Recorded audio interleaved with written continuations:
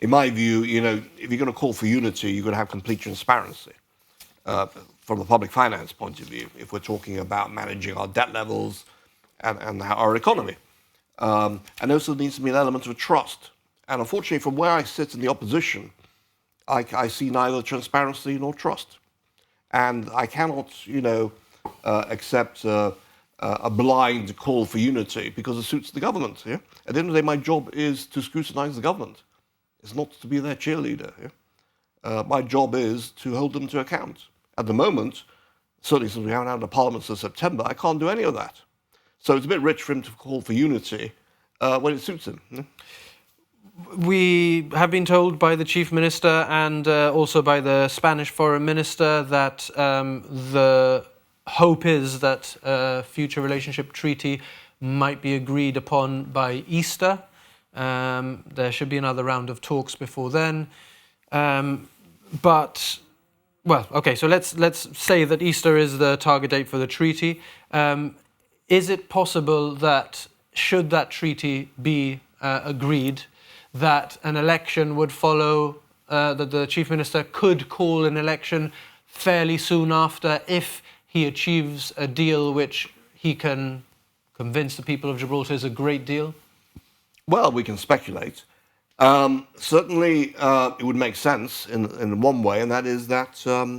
politically, you can see how if that is...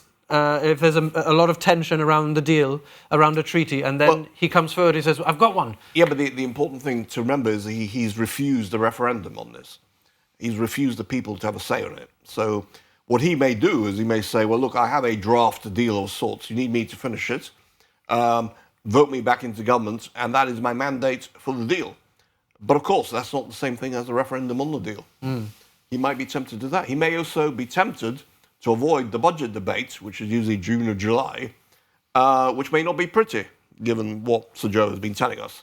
So politically, it may be expedient to go in between the treaty and the budget. And is the GSD preparing itself for an election? Well, I can tell you we are now already on an election footing, in the sense of we are working on the basis that it could be possible, as you've just in your own analysis laid out, that there could be a general election in the next 3 months. Yeah?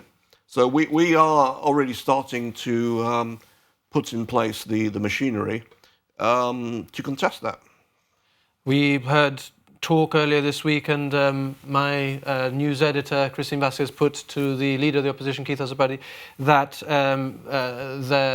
there are some people are talking about a potential merger, or at least discussions about whether a merger might be possible between the GSD opposition party that you represent and Together Gibraltar, represented in Parliament by Marlene Hassan now on.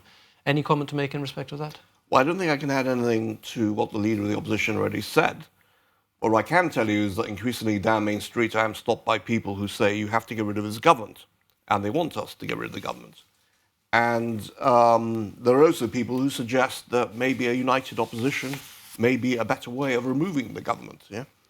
But it is, as I say, we're getting into the sort of rumour mill which you find when a general election is starting up, and you may hear all sorts of stories on Main Street, some of which may or may not be true.